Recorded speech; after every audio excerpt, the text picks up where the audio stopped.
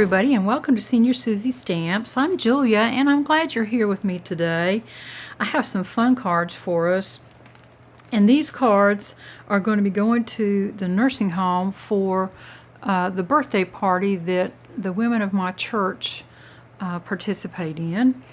And so I had coffee with Peggy the other morning downtown, and she happened to mention that the August birthday party was coming up and that we were going to have 9 women and 2 men, and I was going, yeah, that's great. Well, about 10 o'clock that night, I realized, oh my gosh, I've got to make 11 birthday cards. So I went to my usual spot to find some inspiration, and that is my Take 10 magazines, and this happens to be the Stampers Sampler, which is the original magazine before the Take 10, and then it ran alongside the Take 10 for a while, and then they both kind of fizzled out. This is the fall edition for 2015. And look at this card I found. This one. I thought it was just adorable, and it uses a lot of different pattern paper. Now, this card's a different size. It is, well, first of all, let me give credit where credit's due. This was designed by Suzanne Delaware of Seattle, Washington in 2015, I guess. And she did this whole set of cards, which are just fabulous, really. I mean, come on now. But there's a lot to look at. The first layer looks to me like it's a marble paper. The second layer has this little ticket cut out. The third layer, the corners are rounded. The fourth layer looks like it has some stitching on it, or faux stitching. And then there's this little layer that's elevated up on foam tape and a focal with a twine bow. So today, I've already made 8 cards, and I thought we would look at the last 3 that I need together. And that card format is a different size than I normally use. It is 5 by 6.5. So the paper cuts are different, and the calculations for the paper cuts are all a little different. So that was just a little challenging to me, and I finally figured them out. And rather than cut my own card bases, I wanted some ivory cardstock for these. So I had some card blanks and matching envelopes that I had gotten several years on sale, half price, from Hobby Lobby, and they happened to be the right size. So yay! And that's what we're going to use today. Let me set these aside. And let's talk about the card layers. The card is 6.5 by 5. The first layer, of course, would be a 1/4 inch down, which would be 6 1/4 by 4 3/4. The second layer is a 1/2 inch down from that, so it's 5 3/4 by 4 1/4, and that's the one that has the ticket punch corners. The third layer, which was kind of askew at an angle, is 5 by 3.5, and that's 3/4 of an inch down off of this layer. And I'm going to use an angle punch. We are memory keepers, and I'm going to use the large angle on that one. The fourth layer is an unusual size. It's 4 3/4 by 3 3/4, and I'm going to do a faux stitch around the edge. And then I've got an accent piece, a focal piece with twine, and then a little inside treatment. So let me show you the paper we're going to use, because it's really pretty, and I know you have paper in your stash to use, but I thought these would make some really nice cards that could be either male or female cards, and so that's what I decided we'd use today. And I had a couple of artful card kits from Paper Wishes on hand in red velvet, and this paper comes either in the Artful Card Kit or the 6 inch by 6 inch. I don't think this was ever done in a 12 by 12. It may have been. I don't remember, to be honest with you, and I'm not sure that it's still available. If it is, I will leave a link down below for y'all. But again, you've got plenty of paper. Let's look through this Artful Card Kit, because if you're not familiar with these, they're wonderful and are really fabulous for beginning card makers. They have 2 and sometimes 3 pages of die cuts, that are all coordinated, and they're just lovely. And then the papers themselves are A2 size, so they're easy to cut for A2 size cards. And let's just look through this pack. Now there is a little micro perf. I've already torn it apart just to show you the paper. But it's really just a gorgeous collection. Paper Wishes has done such a good job over the years in coordinating their papers, and these artful card kits, I really can't brag on them enough, especially for beginning card makers that maybe need a little extra help in coordinating things these days. But this is a really nice collection, and then there are some sentiments there, and we'll be using some of these little strips here.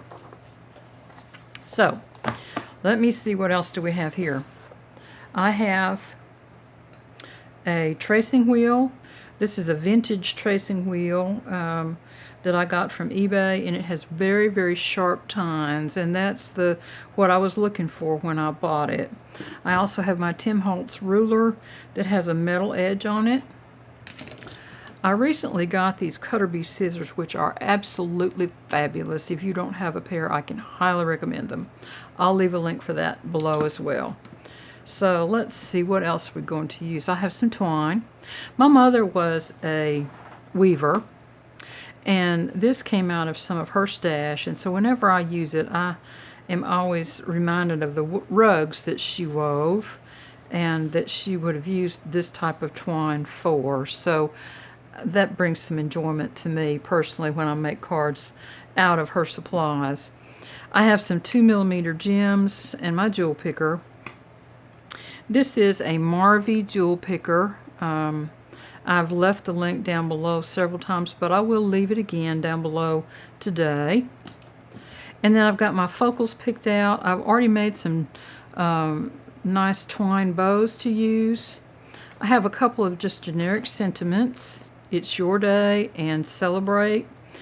I'm using rich cocoa ink today because I needed a brown. And then we've already talked about these, and I'll be using my ATG gun today because of the larger card size. So let me move some of this stuff out of the way, and I'm going to pick the paper out and cut those layers, and then I'll be right back. Okay, I'm back, and I've got all the cutting done, I think. Maybe one more piece later. You know how that goes. So I use these 3 patterns for our primary paper stock, and we'll do 3 different cards. And I used that same paper just to use it up for the second layer, and I've gone ahead and done my little stub end punch with my memory keepers for all 4 corners of those, just to save us a little time. And I think we'll do those like that. And then I chose this nice chocolate brown polka dot for the angled layer, and this is going to get a large angle corner off. I'm just going to do all 3 of them at the same time because these little chompers will take that amount of paper very easily. And get them out of the way. So now we're building our card, and then this is the next step. Now these pieces are 4 3/4 by 3 3/4. Well, 3 3/4 times 3 is just a little bit over 11 inches. So one of them, and it's this one, is just a little bit narrower. I'm not going to worry about that. I'm just going with it, because I didn't want to have to cut another piece of paper, and it utilized this beautiful design well. So now I'm going to use my tracing wheel, and I'm just going to set the metal side of my ruler back about maybe 1/4 of an inch, maybe between 1/8 and 1/4, something like that, and just run my wheel and do a little faux stitching. Now I could pierce this, but my piercing skills are not the best, and it would take a lot longer, and when you're doing 11 cards, it's a little daunting to think that you're going to pierce 11 cards. But using a wheel like this makes it so much easier. And let me show you. I'm thinking you can probably see that. And what I'm going to do is run my finger along and bend that edge up when we're all said and done, and it'll really highlight that little faux stitching there. If I'd had any sense, I would have kept my mother's tracing wheels, but I didn't have sense at the time. I don't know. I have stopped sewing, and so I thought, well, I don't need that, and I just passed it along, and then I went and bought one. So there you go. That's where life happens sometimes, you know. It's just the way of the world. All right, we're almost finished with this. And you can see it doesn't take very long at all. And it's a nice little edge treatment. Oops. But you do have to kind of be careful and stay next to the metal edge. Julia. Okay, let's get these cards glued up. And I'm going to use my ATG gun and just put the layers down. I'm going to run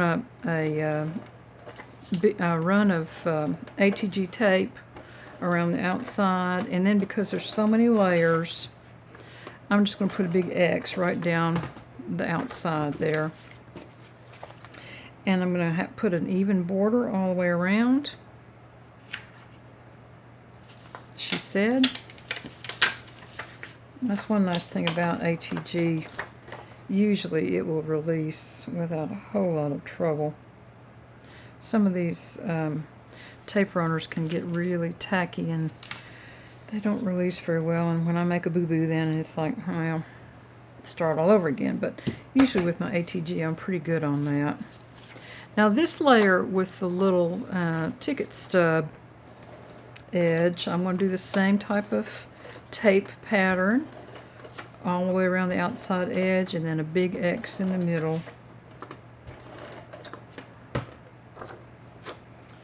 And this layers up just like any other layer would, with equal edges all the way around.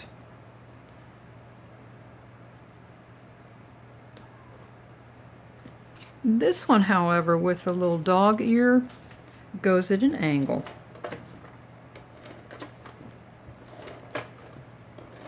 So let's get that one put down. And you can see how easily these cards come together. And when you use coordinated paper, it makes it so easy to make cards like this. Now I'm going to watch my edge here and up here and make sure that I don't extend past the border of the card. And then it just settles in right where it should go. I'm going to leave these for just a minute, so let's get these other two done, and I'll be right back. So here they are, ready to go, and I've left these pieces loose because I want to do a little stamping on them, and not much, but just a little bit. I'm going to use the word celebrate and just do a little stamping. I need a piece of scratch paper because I'm going to stamp some off the edge. This is a word stamp out of a word stamp set. I've showed you all this before, and it is magnetic, but I didn't want to use my magnetic block, so I put a little bit of ATG tape on and glued it temporarily to this acrylic block because I want to be able to see where it's going and get it straight. I may get my head in the way. You know how that is.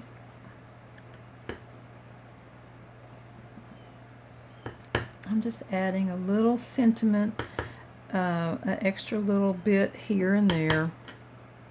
There's no rhyme or reason to it. It's just something extra to kind of help fill the void on this paper and add a little more for the seniors to look at and maybe figure out what the word says, because I'm going to do some partials. There we go. And this one doesn't have a lot of room, but it does have some. There. That's good. I'll put these aside now. And we'll get these glued up. And it doesn't matter which one goes where. But I think I'll do this one here because it has some busy paper on it. There we go. And when I glue these, I'm going to glue on the inside of my stitching. And you'll see why in just a minute, because I'm going to run my finger around the outside and lift that stitching so it kind of looks like a shadow box. Now this was going that way and this one's going to come this way, but it's not going to be an X. It's just a slight shift. And so what I'm looking for here is that this amount and that amount's the same, this amount and this amount's the same. Looks like it needs to come down a little bit, doesn't it? There we go. Now I'm going to take my finger and just lift that perforated edge. See how that goes? It's just something else, something a little different to look at.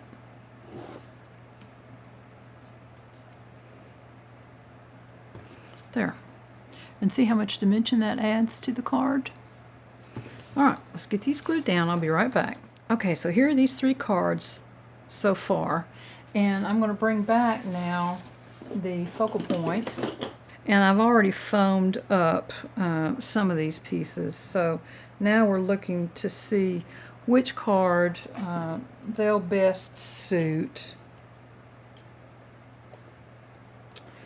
So while we're looking at these, let me show you this little twine treatment. I've showed you all this before, but it's been several months. And this is a real button. This is a die cut button, and it had 2 holes. That's the key, is 2 holes in your button. And you feed your doubled up twine down through, and then you feed your ends back through the hoop, the little loop there, and pull it snug. And I just think that's a really cool way to do twine. So I thought we'd use a little bit of that today. And I've got these all glued up and ready to put down. I think I'm going to just glue these to the back so they're kind of like that. And the way I'm going to do that is with some tape. So I'm going to spread them out the way I like them. And then I'm going to pull my piece of tape. Now this is not the removable tape. This is real tape. Oh, and I've got foam on the back of this. So let me just pull the foam and use it. And I'll cut my twine shorter so that it won't extend so far back down that way. So I'm going to spread it the way I want it and then snug it and pull it around and tack it with my tape. There we go. Do the same thing for the other side. There. If I had not already gotten that tape on, the foam tape on the back, then I would use this cellophane tape that's not removable tape, and it works very well for this kind of thing.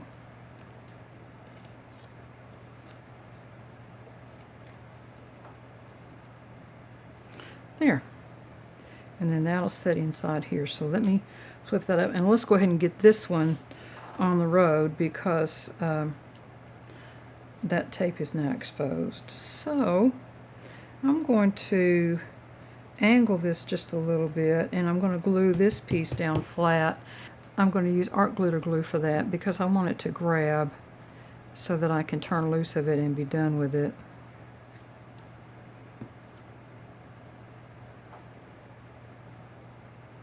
And I don't want to hide too much of this flower, so I'm going to steepen my angle up just a little bit here. And just do a little corner treatment here.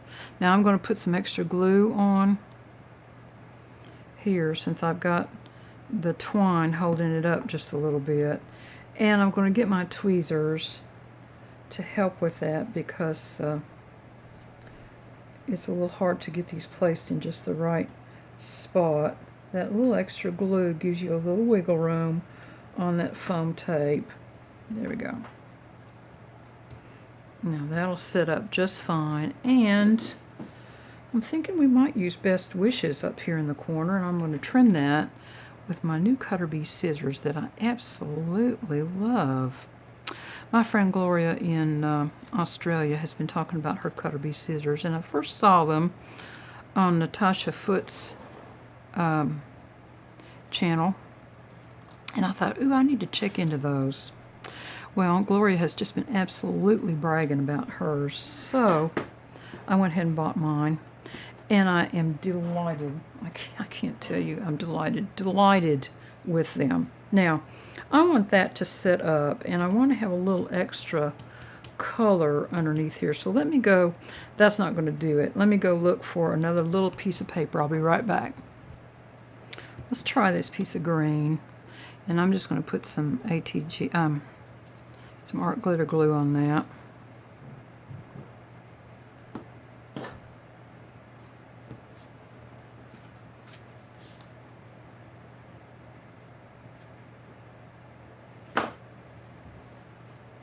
And then trim it again.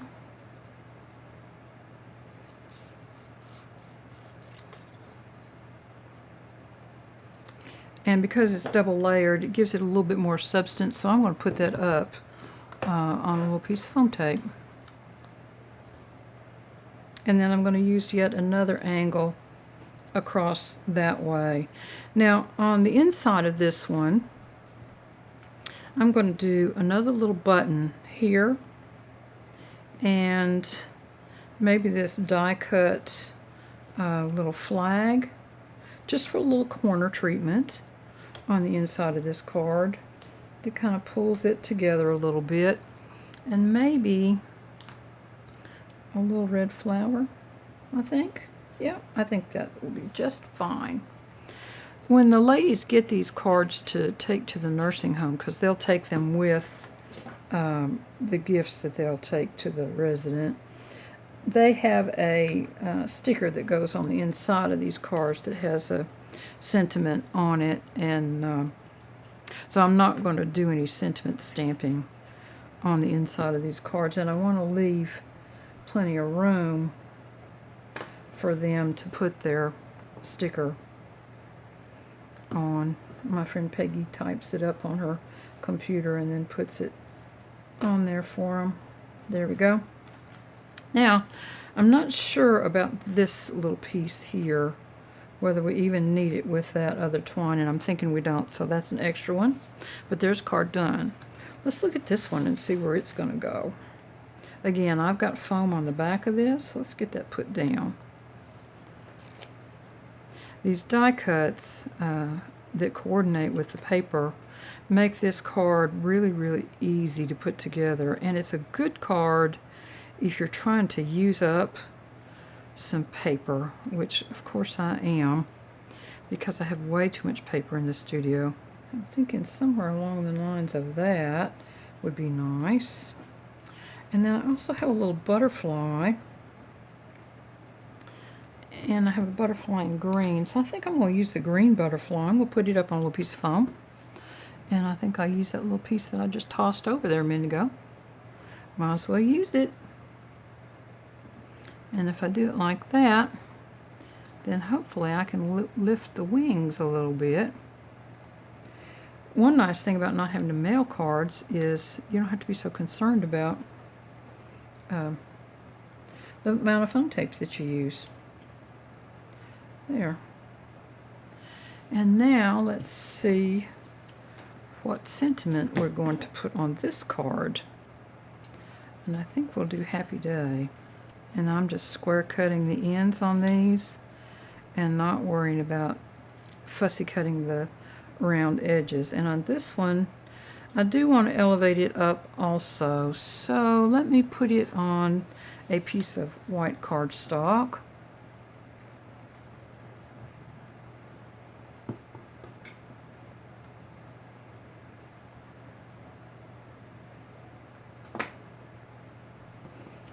And then I'm going to trim it again without any border, because there's no other white on this card.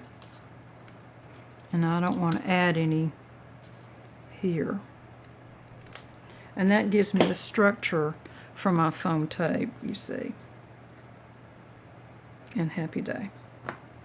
And this one I do think we'll be able to use a little bow on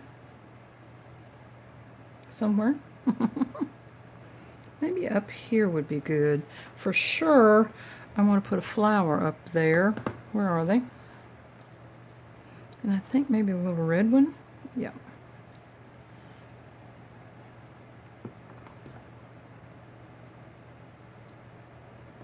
And then I'm going to put a glue dot on this.